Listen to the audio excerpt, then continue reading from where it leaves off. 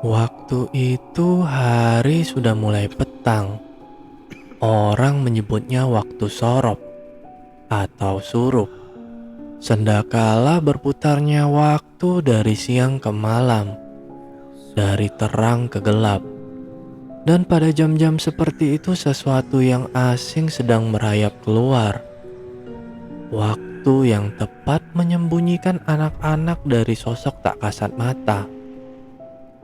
Saya ini sebenarnya berasal dari keluarga yang tidak macam-macam. Ayah, ibu, paman, bibi, kakek, semuanya orang baik, Mas. Tapi memang dari garis keturunan kakek, beliau adalah pendatang yang kemudian menikah dengan nenek. Asli Jawa. Usaha keluarga itu berdagang. Gak ada yang aneh. Sama sekali gak ada. Sampai Pak D membawa perempuan itu. Perempuan yang nanti jadi bude saya. Halo para pecinta kisah horor di luar sana, berjumpa kembali dengan saya kurator dari kanal Swarna Lokaya. Kali ini kita akan membacakan kisah dari akun Twitter @simpleman yang berjudul Sorop. Untuk para pendengar yang mau membaca kisah ini secara langsung, saya juga menampilkan link pada kolom deskripsi. Dan silahkan follow akun penulis ya. Sebelum kita masuk ke dalam ceritanya, saya mohon dukungan dari para pendengar untuk klik subscribe, like, and share. Dan jangan lupa juga aktifkan lonceng notifikasinya, agar para pendengar tidak ketinggalan kisah-kisah terbaru dari Swarna Lokaya.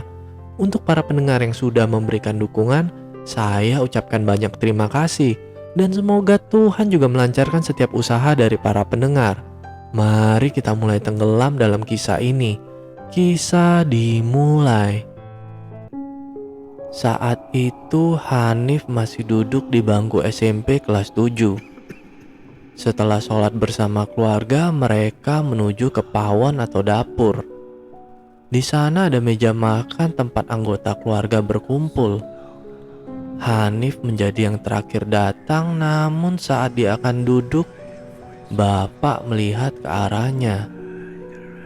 Nak, Pak Demu belum pulang. Tolong panggilkan Bu Demu. Sudah waktunya untuk makan ya. Hanif terdiam lama. Ia seperti melamun, namun kemudian gadis kecil ini mengangguk berjalan lalu pergi. Kamar Pak D berada di sisi kanan. Bila berjalan dari arah dapur, langit sudah gelap terlihat dari celah-celah genting tua. Gadis kecil ini lagi-lagi melamun. Ada perasaan ragu. Bagian yang paling tidak disukai dari rumah ini adalah kamar milik Pak D. Apalagi bila harus masuk. Hanif sudah berdiri di muka pintu kayu. Ia terdiam di sana, memandang tuas pintu untuk beberapa saat sebelum memberanikan diri mengetuk. Tok, tok, tok. Tak ada jawaban. Bu D, ini Hanif. Sudah waktunya untuk makan. Masih tak ada jawaban. Mungkin Bu D sedang tidur, pikir Hanif waktu itu. Namun dari dalam ia mendengar nafas mendengus seperti mengeram. Anehnya, meski terdengar kasar, namun sejatinya suara itu begitu halus, seperti masuk ke telinga dengan cara lembut. Hanif berhenti. Ia lalu mendorong pintu perlahan. Kamar Bu D memang gelap. Hanif sudah hafal karena biasanya Pak D yang menyalakan lampu. Sudah lama ia ingin tahu kenapa Bu D suka sekali dengan keadaan kamar gelap gulita seperti ini. Namun, pertanyaan itu ia urungkan karena tak tahu harus bertanya kepada siapa. Di sana, meski dalam keadaan gelap, ada sedikit cahaya dari lampu di luar yang masuk lewat jendela. Hanif melihat Bu D sedang tidur, namun kondisi tubuhnya ganjil. Ia meringkuk seperti orang kedinginan di sudut kasur kapuk. Hanif hanya diam. Suara mengeram itu berasal dari sana. Aroma lembab, dingin lantai tekel, bau apek dari debu. Hanif sangat membenci kamar ini. Ia tak tahu alasan sebenarnya selain alasan-alasan tersebut. Namun, kondisi di dalam kamar ini begitu mencekam. Siapapun pasti merinding. Apalagi bila orang tahu seperti apa Bu D itu. Bu D, Bu D, panggil Hanif. Kakinya berjalan sedikit demi sedikit mendekat. Kasur kapuk disangga dengan ranjang besi berkarat, namun masih terlihat kokoh. Bu D masih meringkuk, mengeram persis seperti orang yang kedinginan. Hanif masih berusaha memanggil pelan. Tangan Hanif yang pendek berusaha menjangkau dan menyentuh tubuh Bu D yang ada di sudut kasur. Namun sayang sekali, gadis itu tak bisa menjangkaunya. Kecuali ia ikut naik ke atas kasur yang akan menimbulkan suara berdecit yang cukup keras. Ia tak mau mengganggu Bu D.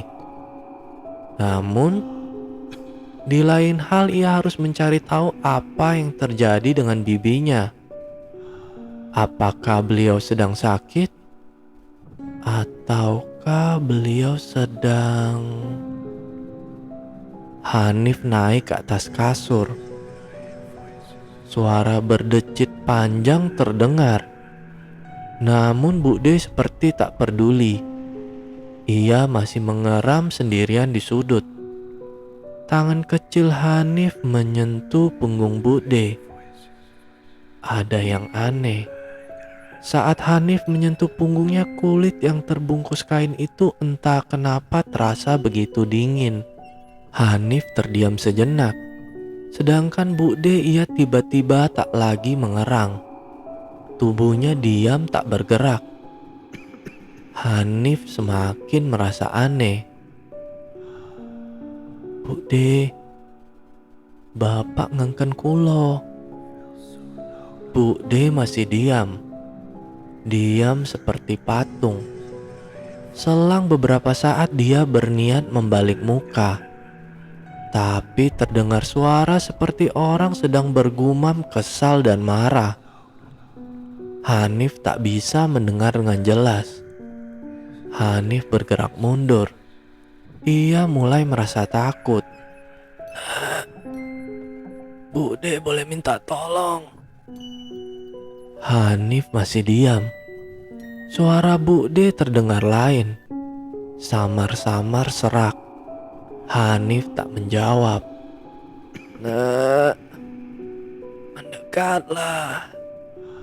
Gak usah takut. Ayo kesini. Hanif yang mematung di atas kasur lalu tergiur. Saat Hanif mulai merangkak di atas kasur mendekati Bu D, tangan keriput yang sedari tadi hanya diam tiba-tiba mencengkram lengan Hanif. Tapi sebelum melihat wajah Bu D, telapak tangan seseorang tiba-tiba menutup mata Hanif. Ia menarik Hanif sebelum menggendongnya menjauh. Hal yang terjadi selanjutnya adalah Hanif melihat Pak D menutup pintu kamar. Ia bilang Bu D sedang tidak enak badan, jadi dia belum bisa bergabung dengan yang lain. Pak D meminta Hanif agar kembali dengan yang lain sementara beliau sendiri kemudian masuk ke dalam kamar. Sesaat sebelum pintu tertutup, Hanif bisa melihat wajah Bu D dengan raut wajah keriput. Serta rambut panjang acak-acakannya melihat Hanif melotot. Namun ia tersenyum menyeringai. Persis seperti wajah nenek-nenek di film-film setan. Tapi Hanif tak pernah menceritakan kejadian ini. Simpang siur tentang keanehan Bu D sebenarnya tak hanya jadi perbincangan keluarga. tapi juga tetangga-tetangga desa. Pernah ada 2 orang warga yang saat itu sedang jaga malam. Saat melewati di area kuburan, mereka mengaku melihat seorang wanita bergaun putih berjalan sendirian. Takut terjadi hal-hal yang tak diinginkan, mereka mengikuti. Kebetulan hari itu ada warga sepuh yang baru saja meninggal. Entah bagaimana, di salah satu kuburan, mereka menemukan wanita ini berjongkok. Posenya terlihat seperti sedang berdoa. Merasa ada yang janggal, mereka berjalan mendekat. Menghindari kesalahpahaman, 2 orang warga ini sepakat berjalan pelan. Berusaha tak menimbulkan suara sambil memutar, agar bisa melihat siapa dan apa yang sedang dilakukan oleh seorang wanita malam-malam seperti ini. Saat itulah mereka yakin bahwa wanita yang ada di kuburan adalah Bu D.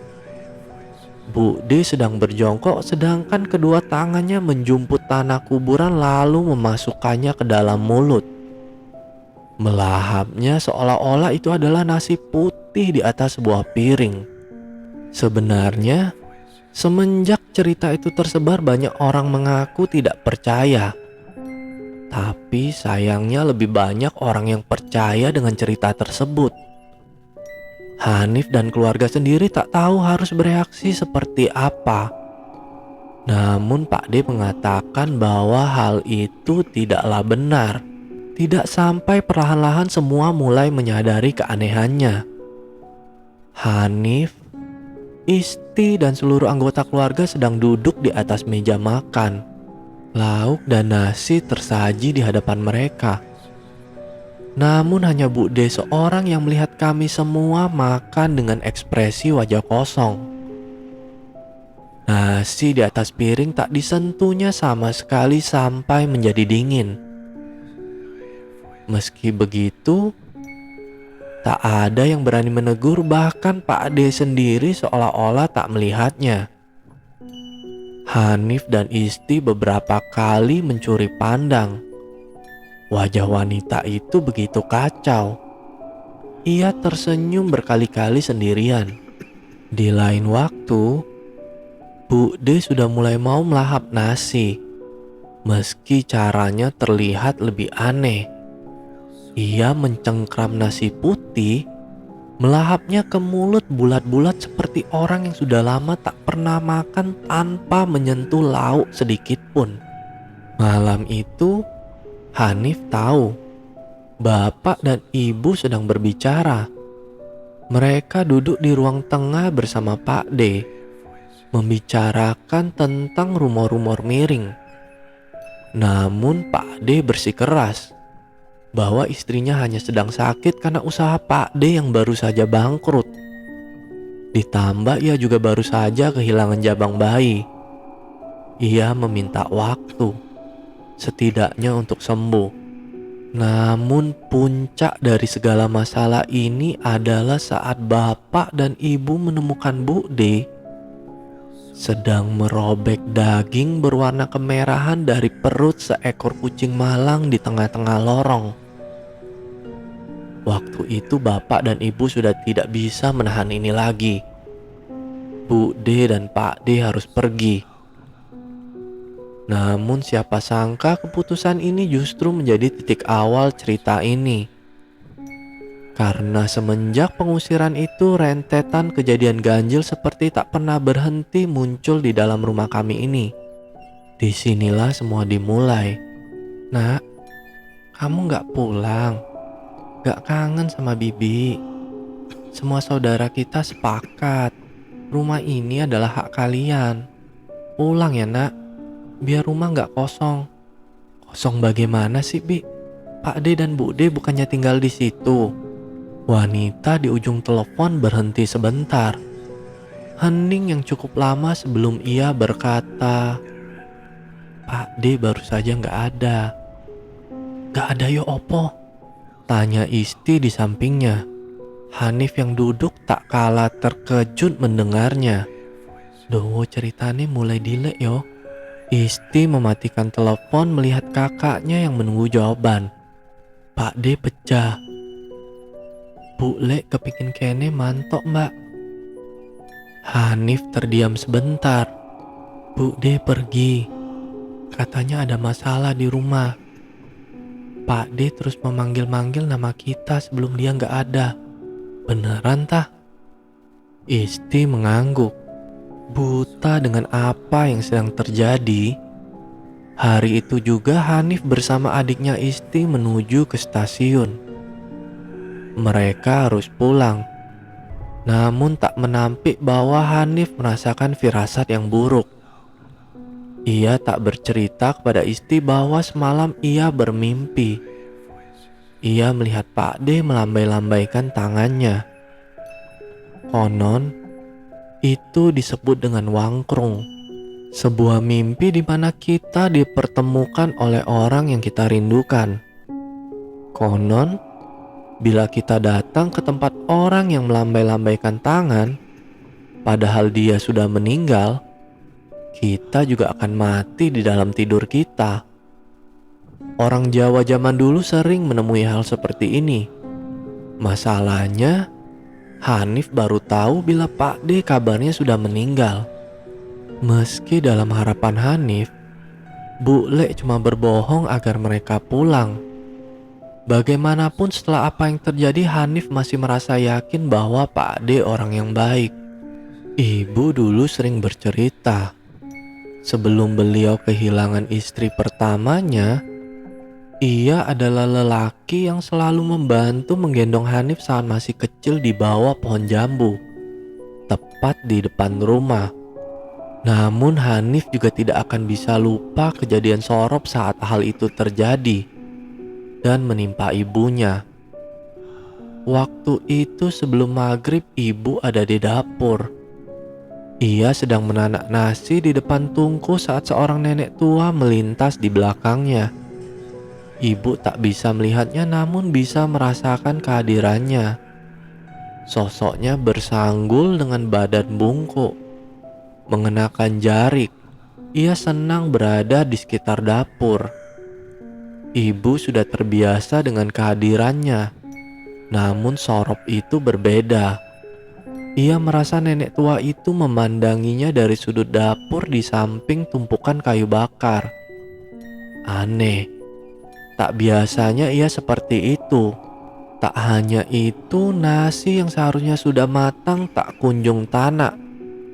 Sebaliknya nasi itu berbau bangkai. Hal itu yang membuat ibu sontak muntah-muntah sampai akhirnya ia tak sanggup menahan rasa sakit. Ketika dari dalam tenggorokannya keluar tanah hitam beraroma busuk.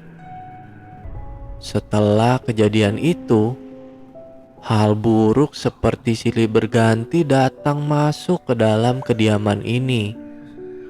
Ibu yang hanya bisa terbaring di atas kasur mulai merasa bahwa ada sesuatu yang begitu hitam tinggal di rumah ini. Ia sekali lagi tak bisa melihatnya, tapi bisa merasakannya. Hanif sedang tidur saat ia mencium aroma wangi. Ia tak tahu dari mana asalnya. Namun, ada belayan tangan dingin membelai-belai rambutnya. Isti tidur di sisi lain saat Hanif mulai sadar dan mencoba melihat siapa yang ada di sampingnya. Tapi ia tak menemukan siapapun. Disitulah lalu terdengar ibunya menjerit, membuat seisi rumah gaduh. Hanif turun bersama dengan adiknya melintas ke kamar orang tuanya, tempat di mana bapak sedang duduk dan menahan kedua tangan ibu. Sedangkan di bawah kaki mereka terlihat rambut menjuntai berjatuhan dengan darah. Hanif tak akan bisa melupakan wajah ibu yang melotot, serta melihat bapak yang beristighfar sambil terus menahan kedua tangan ibu yang mengeram. Menjerit lalu berkata, "Rumah ini bukan milik kita. Pergi sana." Tak lama ia menggigit leher bapak. Merobek daging di pundak membuat bapak menjerit dan melepaskan pegangannya. Sementara sobekan daging yang tipis itu dikunyah bulat-bulat sebelum ibu menelan dan lalu memuntahkannya. Malam itu ibu terlihat seperti orang sinting. Bapak akhirnya memanggil teman baiknya yang bisa melihat sesuatu yang tak bisa dilihat oleh sembarang orang. Saat beliau masuk ke kamar ibu, lelaki parubaya itu tak henti-henti menatap ke langit-langit sambil sesekali seperti membaca sesuatu. Namun, yang paling membuat Hanif penasaran adalah ketika ia berkata, "Rumah ini tidak benar." Perlahan-lahan semakin banyak tamunya. Ada yang pernah puasa surup ya di sini. Hanif yang meskipun masih kecil ia bisa menangkap raut wajah bapak yang berubah. Sembari menyisir rambut ibu yang hanya bisa menangis ditemani oleh Isti. Bapak menarik lengan temannya, lalu mengajak dia bicara empat mata. Bapak menyembunyikan sesuatu. Tak lama, lelaki parubaya itu menuju kamar Pak D. Belum juga pintu itu terbuka, si lelaki langsung menutup hidung. Ia lalu masuk, dibantu oleh bapak mereka menjungkir balikan ranjang tempat Pak D dan Bu D dulu tidur. Di sana mereka mencungkil satu persatu keramik yang ada di bawah. Mereka meletakkan sesuatu sebelum menguburnya lagi. Si lelaki lalu mendekat ke tempat ibu. Ia hanya memberi doa, setelah itu beliau pergi. Setelah itu, Hanif mulai merasa ada yang aneh. Saat menjelang maghrib, bapak akan masuk ke kamar Pak D dan menguncinya. Tak membiarkan siapapun masuk. Hal ini terus berlanjut selama berhari-hari. Semakin lama kondisi ibu semakin membaik. Beliau mulai bisa berjalan meski tak bisa lama-lama. Sebaliknya kondisi bapak semakin kurus dengan mata yang terlihat lelah. Hanif dan Isti yang penasaran berniat untuk melihat apa yang terjadi dari lubang kunci. Hanif yang tahu bapak baru saja masuk ke kamar Pak D, lantas mulai mengintip. Di sana ia melihat bapak sedang berdiri membelakangi pintu menatap ke arah jendela yang juga terkunci dengan gorden berwarna putih. Tak tahu apa yang sedang dilakukan bapak. Kemudian bapak mulai menggoyangkan badan serta kedua kakinya seakan sedang menimang bayi. Hanif tercekat tak mengerti sebelum Hanif sadar. Di sekeliling bapak dipenuhi oleh sosok tak dikenal, terutama sosok mata wanita tua yang kemudian memandang Hanif dari lubang kunci. Sejak saat itu, tak ada lagi hal yang mengganggu ibu.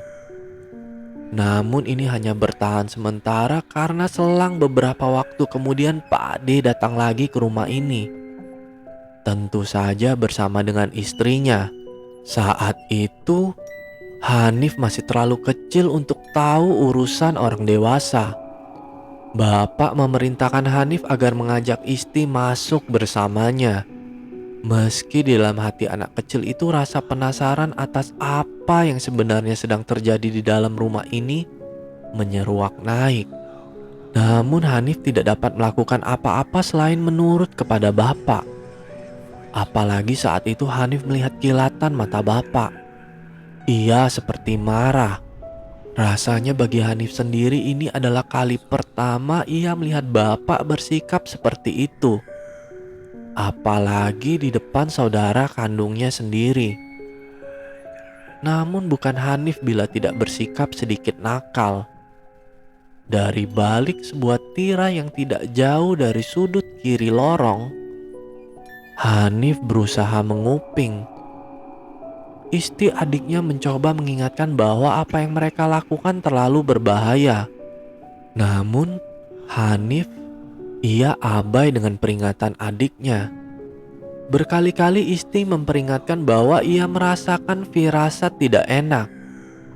Isti menarik-narik baju kakaknya. Sesekali ia kembali mencoba mengingatkan agar lebih baik mereka tidak ikut campur dengan semua ini. Namun, Hanif sudah dirundung rasa penasaran yang tak bisa dibendung lagi. Di titik terjauh dari posisi kedua orang tua yang sedang duduk membicarakan sesuatu, dua anak kecil ini berusaha mendengar apa yang sebenarnya sedang dibicarakan oleh bapak, ibu, serta Pak D dan Bu D. Ada satu hal yang ganjil, di mana hari ini Bu D tak terlihat seperti biasanya. Bu D yang dikenal oleh orang sebagai pribadi yang tertutup dan sangat penyendiri tampak berbeda. Beberapa kali Hanif mendengar beliau berbicara, tampak normal. Walau sebenarnya hal seperti ini justru membuat Bu D terlihat tidak normal. Apa yang sebenarnya terjadi dengan perempuan ini? Dari sudut tempat Hanif dan Isti berdiri, ia bisa melihat wajah Pak D yang menatap lurus. Kemungkinan sedang melihat bapak yang ada di depannya. Di samping kirinya, Bu D juga melakukan hal yang sama. Wajah mereka terlihat serius bercakap-cakap. Sayang, tidak ada yang bisa didengar. Posisi Hanif dan Isti tidak memungkinkan untuk bisa mendengar dengan jelas. Kecuali mereka mau melangkah sedikit lagi ke depan. Namun bila itu dilakukan, bapak pasti akan tahu. Ia akan marah besar. Terpaksa Hanif hanya bisa mengira apa yang sedang mereka bicarakan dari bahasa bibir. Dan disinilah hal yang mengejutkan terjadi. Sesaat, entah bagaimana hal itu terjadi. Di tengah-tengah keseriusan Hanif melihat bibir Pak D, tiba-tiba kepala Bu D menoleh, bergerak pelan sebelum menatap Hanif dengan sorot mata melotot.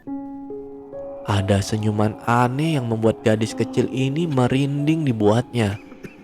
Bu D tersenyum. Meski hanya sedikit sekali, namun Hanif bisa merasa ketakutan. Ketakutan yang tak bisa ditulis oleh kata-kata. Perempuan itu sungguh menakutkan. Lama setelah waktu bergulir, terdengar suara gebrakan di meja, diikuti oleh suara bapak yang berteriak-teriak keras. Hanif dan Isti merasa kalut karena terkejut, sementara di luar rumah mulai ramai tetangga berkumpul. Mereka semua ingin tahu sembari mengamati situasi. Tak beberapa lama Pak D keluar dengan istrinya. Mereka diusir dari dalam rumah oleh bapak. Ibu sampai menahan tubuh bapak agar tak terjadi kontak fisik. Lagi-lagi tak pernah Hanif melihat bapak sampai sejauh ini. Pak D pergi bersama Bu D. Mereka meninggalkan tempat ini dengan sebuah mobil hitam mewah. Mobil yang entah didapatkan dari mana. Kepergian Pak D dengan Bu D benar-benar membuat Hanif merasa lemas. Ia takut sesuatu akan terjadi. Mata Bu D tak berhenti melotot pada bapak dan ibu. Di luar, langit sudah mulai gelap. Dari jauh terdengar sayup-sayup suara azan maghrib berkumandang. Hanif menanggalkan pakaiannya, meletakkannya di sebuah paku yang timbul di kamar mandi kayu. Tangannya menyentuh dinginnya air di dalam bak batu bata. Ia meraih gayung sebelum membasuh perlahan tubuhnya dari ujung rambut sampai ke mata kaki. Dingin. Tiba-tiba sesaat gadis itu terlonjak karena merasakan sesuatu di belakangnya. Sesuatu yang terasa seperti ada seseorang sedang bernafas. Hembusannya begitu terasa sampai menyentuh kulit leher Hanif. Dengan cepat gadis kecil itu langsung berbalik melihat ke sekeliling kamar mandi. Namun dirinya tak menemukan siapapun kecuali dirinya seorang diri. Tak mungkin ada orang lain. pikirnya saat itu. Hanif kembali menggayung air membasuh tubuhnya lagi. Namun, perasaan itu muncul lagi. Semakin lama semakin kuat. Perasaan tak nyaman seperti sedang diamati oleh seseorang. Setiap guyuran air yang membasuh wajahnya tiba-tiba tersirat sesaat di dalam isi kepalanya. Bayangan wajah tua. Sosok wajah tua berambut keriting panjang. Ia tersenyum lebih terlihat seperti menyeringai. Bola matanya hitam. Dengan kulit keriput ia berdiri tepat di belakang Hanif persis. Seperti sedang membaui rambut Hanif. Hanif berhenti. Ia ingin menoleh namun wajah itu menempel di kepalanya. Gadis itu seketika berniat pergi dari kamar mandi dengan perasaan ngeri. Saat ia membuka pintu, tiba-tiba Hanif tercekat melihat Isti adiknya berdiri tepat di muka pintu. Ia melihat Hanif lalu bertanya, kenapa wajahnya terlihat pucat? Hanif menggeleng. Ia tak mau menceritakan ini. Isti kemudian melewati Hanif sebelum menutup pintu kamar mandi. Jarak kamar mandi dengan rumah memang terpisah beberapa langkah. Hanif masuk ke dalam rumah melalui pintu pawon atau dapur. Sebelum berjalan menuju kamarnya, tiba-tiba langkahnya terhenti. Hanif melihat kamar ibu. Di sana, Hanif melihat ibu sedang duduk bersimpu dengan meja kayu kecil. Tepat di sampingnya ada Isti yang sedang sibuk menulis. Tak beberapa lama wajah ibu menoleh melihat Hanif. Begitu pula dengan Isti yang seperti penasaran kenapa kakaknya hanya berdiri dan menatap mereka seperti itu. Kata orang, jangan pernah mandi di saat-saat menjelang maghrib. Konon hal itu adalah perbuatan pamali. Hanif tak berkata apa-apa lagi. Ia pergi ke kamar mencoba melupakan apa yang baru saja terjadi. Meski tak bisa diterima oleh akal, karena ia yakin sekali 1000 yakin bahwa yang ia lihat tadi di kamar mandi adalah adiknya Isti. Lalu, sebuah sepeda motor bebek baru saja tiba. Seseorang lelaki yang sempat datang tempo hari datang lagi ke rumah ini. Ia membawa sesuatu seperti kain yang menyerupai sajadah. Entah apa itu sebenarnya. Ia memberikannya kepada bapak sambil berkata sesuatu seperti, "Sorope kudu diresiki." Dari kamar diam-diam Hanif mengamati. Lelaki itu masuk kembali ke bekas kamar Pak D dulu. Menutupnya seperti biasa. Setiap Hanif melihat hal itu, ibu lalu mengingatkannya agar tidak ikut campur. Hanif mencoba mencari tahu dari ibu. Namun sayang sekali, nampaknya beliau tak mau. Setelah itu, bapak dan lelaki itu berbicara di ruang tengah. Gumaman suara mereka terdengar, tampak begitu serius. Kemudian bapak memanggil ibu diikuti oleh Hanif dan Isti. Di sana bapak kembali bertanya, "Apa nggak apa-apa kalau semua tahu?" Lelaki itu mengangguk. "Lebih baik memang kalau semua orang tahu, biar nggak ada yang disembunyiin lagi." Bapak mengangguk, lalu menyuruh semua untuk duduk. Di sana bapak lalu berkata, "Oma kene diiseni ambek Bude." Hanif tentu saja tidak mengerti. Ibu berusaha membantu menjelaskan. Namun Hanif dan Isti masih tak mengerti. Saat itulah kain atau sajadah berwarna kemerahan itu akhirnya dibuka oleh si lelaki. Di dalamnya ada segumpal rambut yang begitu banyak. Semua rambut itu milik Bu D. Besok rumahnya kita dibersih dulu sama masnya ini. Mbak sama adek nanti tinggal di rumah Bule dulu.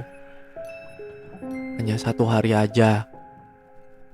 Hanif masih terlihat bingung. Ibu memeluk Hanif. Setelah dijelaskan berkali-kali, Hanif baru mengerti. Meski ia masih belum paham tentang Bude dan apa yang dia lakukan di rumah ini. Ia hanya tahu rumah ini sedang berada di dalam suasana yang tidak mengenakan. Dan orang ini akan membersihkannya. Lelaki itu berdiri lalu bersalaman. Ia berkata besok akan kembali ke tempat ini dengan teman-temannya. Ia menitipkan kain sajadah berisikan rambut itu kepada bapak agar menyimpannya di kamar saja.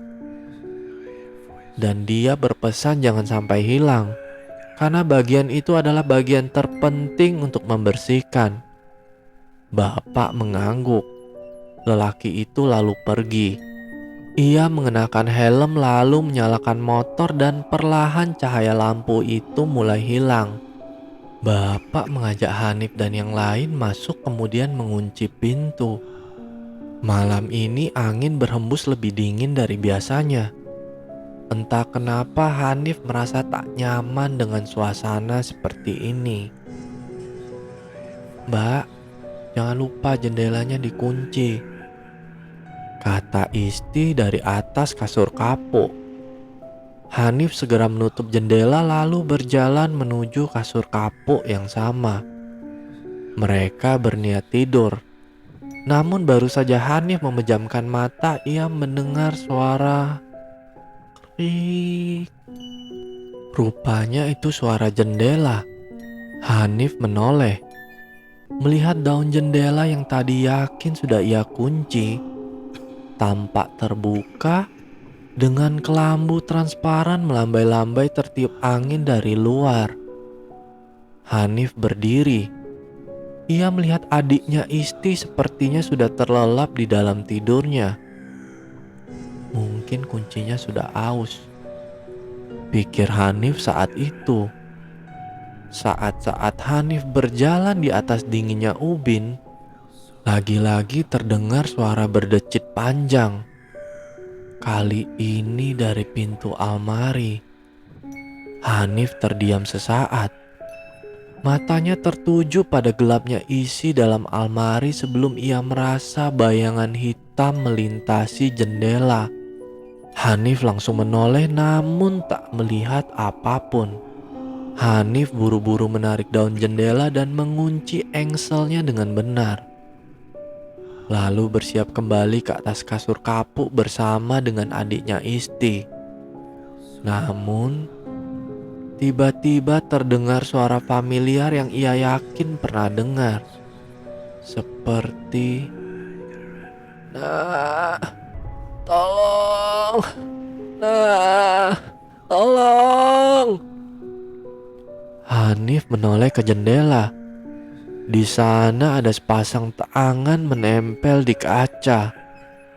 Hanif yang sempat terdiam beberapa detik mencoba mengendalikan situasi. Ia ingin lari, namun tubuhnya membeku. Gadis itu akhirnya hanya bisa terpaku memandang ke jendela sebelum wajah gelap itu menempel dan memohon dengan keras, "Tolong!" Siapa sangka akibat sentakan yang mengejutkan seperti itu justru membuat Hanif sadar. Ia akhirnya bisa berlari menjauh dari tempat itu, lari tunggang langgang ke atas kasur kapuk. Sampai membuat adiknya Isti terbangun dan menyadari bahwa kakaknya gemetar dengan wajah ketakutan. Isti bertanya apa yang sedang terjadi. Hanif masih terlihat syok sebelum Isti menyadari bahwa daun jendela belum ditutup sama sekali. Gadis kecil itu langsung turun melangkah ke tempat itu. Sebelum menutup dan mengunci engselnya, tak ada apapun serta tak ada siapapun. Namun, Hanif merasa bahwa ia mengenali suara itu. Namun anehnya ia tak tahu siapa pemilik suara itu. Aneh, Isti yang tidak mendapat jawaban dari Hanif tentang apa yang membuat kakaknya seperti ini, memilih kembali untuk tidur. Sebelum terdengar suara ketukan di pintu yang sangat keras. Tak hanya Hanif dan Isti yang saling menatap satu sama lain, namun terdengar langkah kaki cepat. Bayangan bapak dan ibu melintas di bawah pintu, membuat dua adik kakak ini ikut keluar. Siapa tamu yang datang di malam-malam buta seperti ini? Di sana berdiri lelaki teman bapak. Ia berdiri di muka pintu masih mengenakan helm. Terjadi percakapan di antara mereka. "Iya mas, harus ke bawah sekarang." Iya sebentar," kata bapak sembari melangkah masuk ke dalam rumah. "Mari masuk dulu," kata ibu. Namun lelaki itu hanya mengangguk sambil tersenyum tipis. Wajahnya datar saja setelah itu. Ia memilih berdiri di depan pintu. Hanif tertuju melihatnya. Entah kenapa ia melihat wajah lelaki itu sedikit pucat. Hanif terus melihat lelaki itu sampai akhirnya ia sadar ada gadis kecil sedang memandanginya. Ia menoleh, tersenyum kepada Hanif. Tak lama, bapak keluar dengan membawa kain sejadah yang sudah dilipat. Tempat menyimpan gumpalan rambut tersebut. Ia menyerahkan benda itu kepada si lelaki. "Ya sudah, aku pergi dulu. Besok aku kembali," kata si lelaki menuju motornya. Bapak mengangguk. Tak lama lelaki itu pergi meninggalkan rumah. Bapak lalu menutup pintu dan mengajak yang lain masuk. Namun, Hanif masih merasa janggal. Keesokan paginya, bapak sedang duduk di kursi kayu teras. Tiba-tiba seorang datang dengan motor. Salah satu teman pabrik bapak yang lain. Ia berhenti di depan rumah, lalu buru-buru menemui bapak. Dengan suara yang tinggi, ia mengabarkan, "Edi mas, Edi, mati dilindas truk mabengi." Saat itu Hanif yang mendengarnya lantas tiba-tiba menjadi ingat. Suara tolong yang ia dengar semalam rupanya sama persis seperti suara teman bapak, Mas Edi. Jadi, yang di jendela dan datang ke rumahnya apa itu benar-benar Mas Edi? Apakah itu sebelum beliau kecelakaan? Bapak langsung memberondong pertanyaan kapan itu terjadi. "Jam 8 malam mas, di samping rumah sakit. Nyawanya gak ketolong, soalnya kepalanya pecah sampai otaknya tercecer." Hanif masih mencuri dengar. Namun, bapak mendelik seperti menolak semua ini. "Tapi semalam orangnya kesini." Mendengar kalimat itu, si lelaki melihat bapak dengan ekspresi wajah tak yakin. Seakan apa yang baru saja bapak katakan adalah hal yang mustahil. Ini juga yang dirasakan oleh semua orang yang ada di sini. Mereka saksi bahwa Edi sempat kembali ke rumah ini. Siang itu juga, seluruh keluarga Hanif pergi melayat ke tempat Mas Edi. Di dalam hati setiap orang pasti masih bertanya-tanya, bila memang Mas Edi meninggal dengan cara tragis seperti itu, lalu siapa yang datang? Untuk apa ia meminta kain berisikan rambut milik Bude? Menempuh jarak yang cukup jauh dari rumah, sampailah Hanif sekeluarga di sebuah rumah tua, tak lebih besar dari rumah miliknya, rumah milik Mas Edi. Di sana, Hanif melihat kerumunan bapak-bapak sedang berkumpul mempersiapkan pemakaman. terdengar riuh peluk batang bambu dipukul. Entah hanya perasaan Hanif kecil saja atau memang semua orang di sini sedang memandang mereka dengan sorot mata sinis. Bapak berjalan di depan. Ia menuju ke pintu rumah di mana di teras terlihat tengah berkumpul perempuan. Mereka sedang duduk di teras dengan suara isak tangis yang kecil. Seorang perempuan muda menangis dan menarik perhatian Hanif sekeluarga. Usianya berkisar 20-an. Masih sepantaran dengan Mas Edi. Begitu ia sadar dan melihat kedatangan Hanif sekeluarga, sorot matanya berubah. Ada kemarahan dan kebencian yang semuanya campur aduk. Ia berdiri sebelum berlari, seakan mau menerjang tubuh bapak.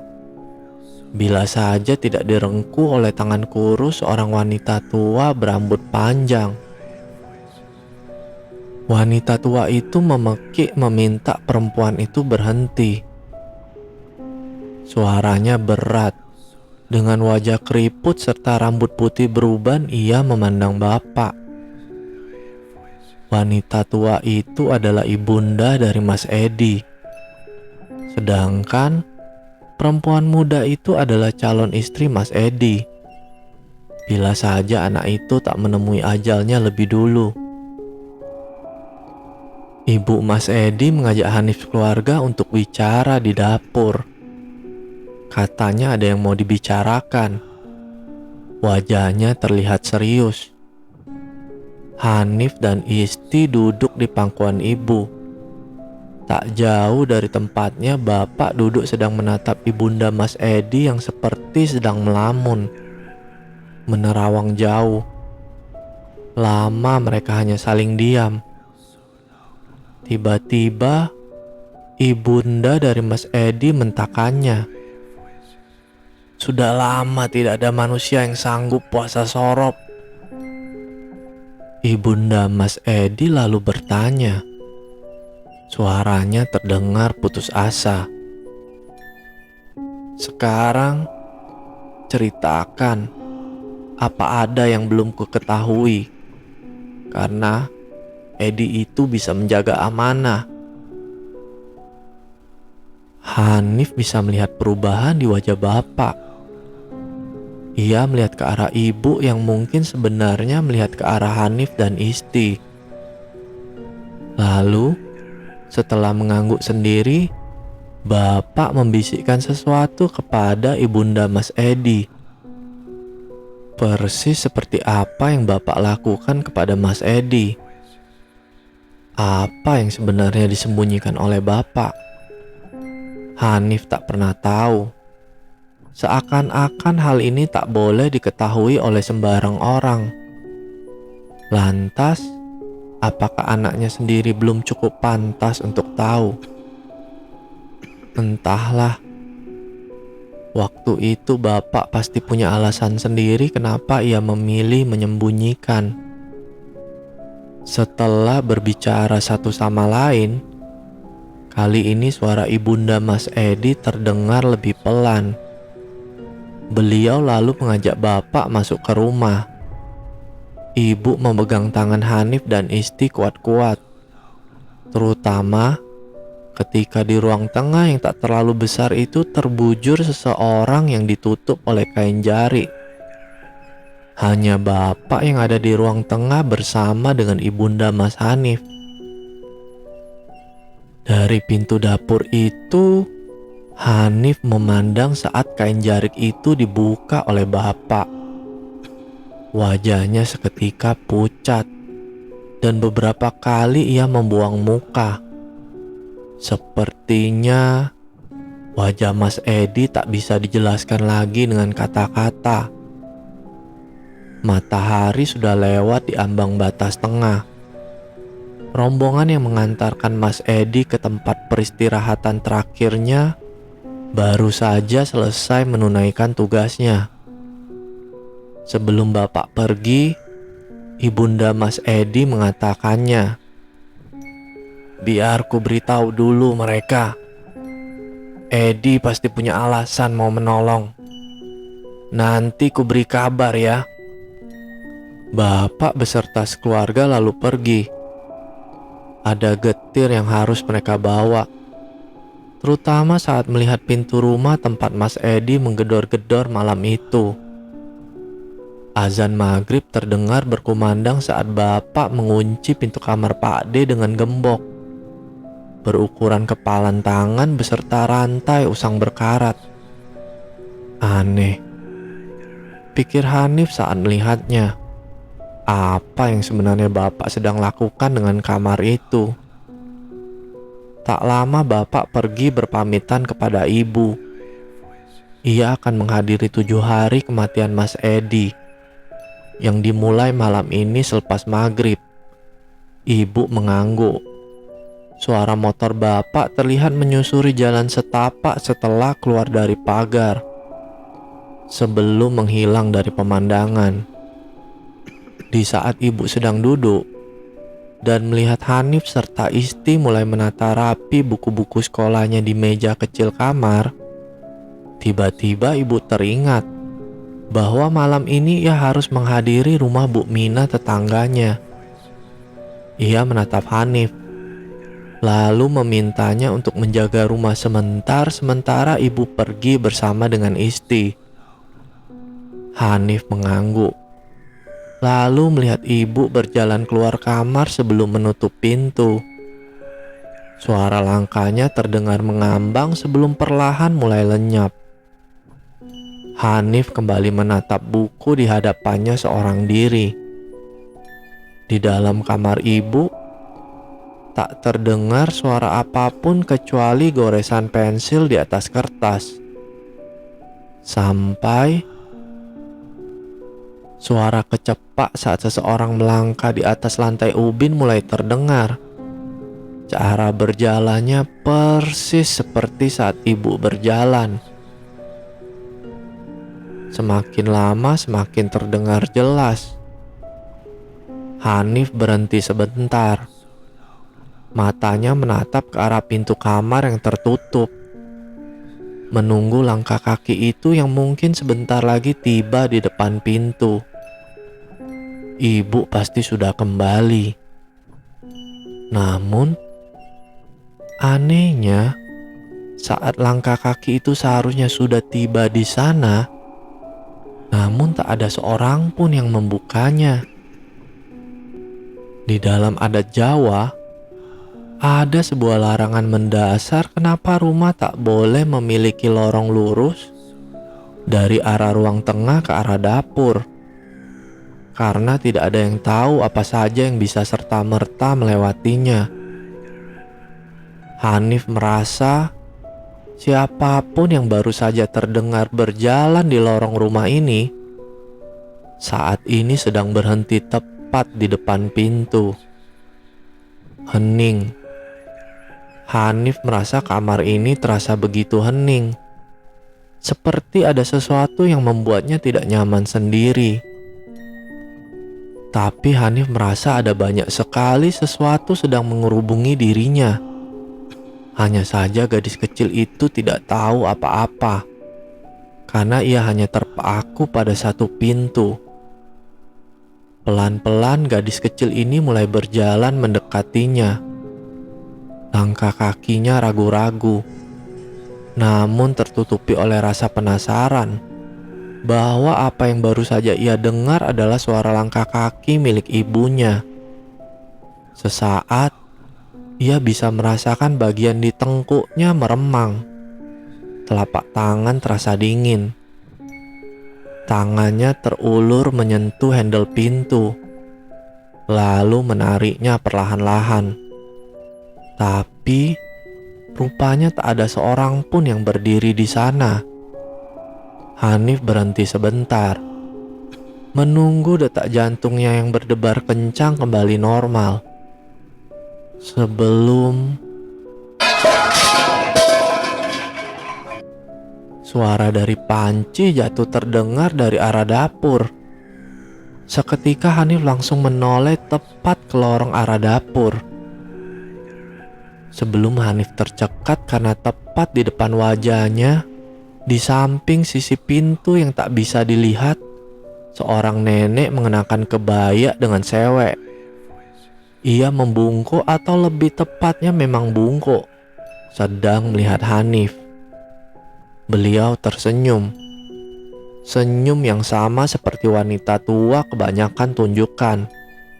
Dengan kulit keriput dan rambut panjang dibiarkan tergerai. Hanya saja Hanif tak bisa merasakan tubuhnya sesaat ketika melihatnya. Sebelum perlahan-lahan pandangan matanya lenyap. Ia hanya ingat, gigi si nenek tua memiliki satu taring. Bapak duduk di samping, sedangkan ibu berdiri menggendong Isti. Mereka semua sedang menatap dengan sorot wajah yang sama, khawatir. Tak lama setelahnya bapak meraih segelas air dari meja, meminumkannya pada Hanif yang baru saja sadar. Belum juga bertanya, tiba-tiba ibu berbicara. "Nak, kamu ngapain tidur di atas tanah dapur sendirian?" Hanif tak menjawab. Ia hanya terbayang-bayang wajah nenek tua itu. Seperti ingin berbicara dengan dirinya, namun Hanif tak tahu setelahnya. Di berondong pertanyaan itu, Hanif seperti tak bisa menjawab. Bibirnya keluh, entah karena apa. Bapak akhirnya berkata, biar Hanif istirahat saja dulu. Lelaki itu menggendong Hanif ke kamarnya. Setelah meletakkan tubuh gadis kecil itu di atas kasur, bapak dan ibu pergi. Tak lama, Isti adiknya bergabung bersamanya. Hanif hanya diam melihat ke langit-langit rumah saat adiknya kemudian berkata, "Mbak, maksudnya opo? Kowe kok ngomong ono Mas Edi? Hanif yang mendengar itu lalu duduk melihat ke arah adiknya. "Mbak ngomong ngono?" Isti mengangguk. "Gak cuma itu, Mbak. Juga ngomong katanya ada Bude datang, gendong anaknya, hilir mudik di depan kamar." "Lalu Bapak tahu?" Isti yang menatap Hanif menggeleng. Siang selepas zuhur, Hanif baru saja menjajakkan kaki masuk ke rumah saat melihat seseorang yang familiar tengah duduk di ruang tengah. Ia ditemani oleh bapak dan ibu. Saat melihat Hanif, bibirnya tersenyum tersungging. Untuk apa ibu Mas Edi datang ke rumah ini? "Masmu sudah masuk terlalu dalam. Istrinya gak sungkan buat mencelakai orang biasa. Tapi dilihat dulu ya. Bila memang sudah gak bisa dibendung, kalian berangkat ke tempat itu."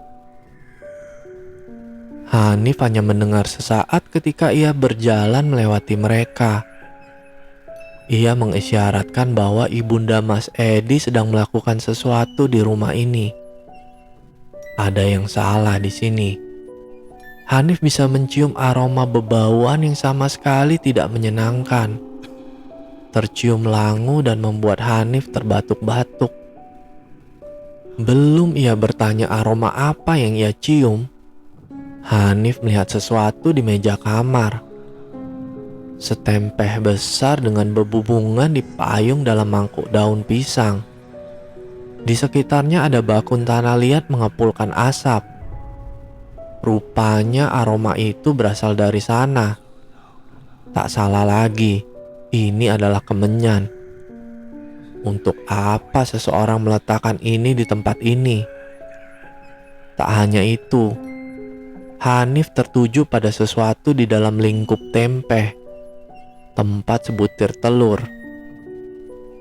Hanif berniat menyentuh telur yang berwarna putih kepucatan itu. Namun, bapak yang melihat itu segera menghentikannya. Bapak menjelaskan bahwa ini adalah karo yang ditinggalkan oleh ibu Mas Edi.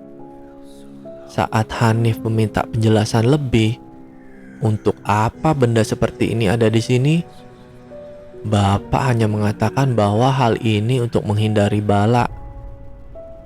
Hanif tak percaya sebenarnya, namun tak ada yang bisa dia lakukan.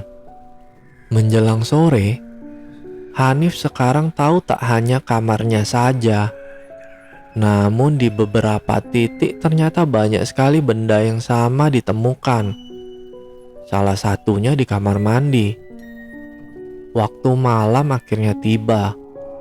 Seperti biasa, setelah belajar bersama ibu, Hanif dan Isti berniat untuk tidur. Belum beberapa menit Hanif tertuju pada tempe yang terlihat seperti sesajen itu. Di dalam hatinya masih bertanya-tanya, untuk apa benda seperti ini? Tak lama Hanif menyadari Isti adiknya sudah terlelap nyenyak di dalam tidurnya. Hanif seorang diri berjaga di keheningan malam yang semakin lama semakin sunyi senyap. Saat itulah Hanif mendengar lagi untuk kesekian kalinya. Di luar kamar terdengar suara ketika seseorang melintas. Hanif yakin bila bapak dan ibu tak akan melakukan hal itu. Lalu sejak kapan rumah ini terasa seperti ini? Seperti ada sesuatu yang ingin menunjukkan diri atau sekedar memberitahu akan sesuatu. Firasat Hanif sebenarnya tak enak, karena bila dipikirkan semua bermula setelah Pak D dan Bu D pergi dari rumah ini. Satu persatu kejadian ganjil seperti hilir mudik mengelilingi kediaman yang tak terlalu besar ini. Di atas tanah warisan turun-temurun keluarga Hanif. Ini seperti ada sesuatu yang terusik dan akhirnya mulai mengusik Hanif sekeluarga. Hanif tak berusaha untuk mencari tahu. Ia memilih meringkuk di sudut kasur kapuk miliknya. Membelakangi pintu berharap siapapun yang hilir mudik pergi dengan sendirinya. Lalu, suara pintu dibuka tiba-tiba terdengar. Gadis itu meringkuk semakin takut. Ia tak mau menoleh. Tak mau menoleh pun nyatanya siapapun itu tak mau pergi. Ia justru mendekat. Karena suara langkah kakinya terdengar mengambang memenuhi seisi kamar. Tap, tap, tap. Hanif terus menekuk badannya, menenggelamkan wajahnya di sisi bantal. Lalu, sentuhan di kulit kakinya terasa. Bagai tersengat listrik, gadis itu mengejang. Ia nyaris berteriak sebelum menoleh. Mengerjap, berusaha menangkap siapapun yang baru saja menyentuh kulit kakinya. Namun, Hanif terhenyak sesaat karena tak mendapati siapapun ada di dalam kamar ini, kecuali dirinya dengan Isti adiknya. Terdiam membeku untuk sesaat. Hanif melihat ke sana kemari, menyapu seluruh bagian kamar. Tak ada apapun di dalam sini kecuali pintu kamar yang sedikit terbuka. Di sampingnya bayangan asap dari kemenyan yang dibakar di atas meja terasa mulai mengganggu. Hanif ingin sekali menyingkirkan benda itu, sehingga tanpa sadar satu kakinya melangkah turun. Saat disitulah Hanif merasakan sesuatu di kakinya. Sesuatu yang terasa dingin dan berkecipuk. Gadis kecil itu termenung mematung sebelum menoleh ke bawah. Awalnya hanya setetes yang terasa. Semakin dilihat semakin membasah di sisi ujung ranjang. Hanif yang merasa bingung mengikuti sejenak tetesan yang mengarah ke bawah ranjang. Gadis itu menunduk, namun tak melihat apapun di sana, kecuali gelap di bagian bawah ranjang. Sampai Bau tak sedap mulai tercium. Saat itulah gadis itu menoleh ke belakang tempat di mana ia melihat dua kaki sejajar berdiri entah sejak kapan. Ia mengenakan celana hitam yang familiar.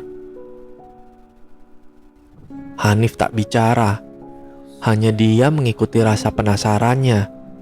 Siapa pemilik dari kaki ini? Gadis itu mengadah.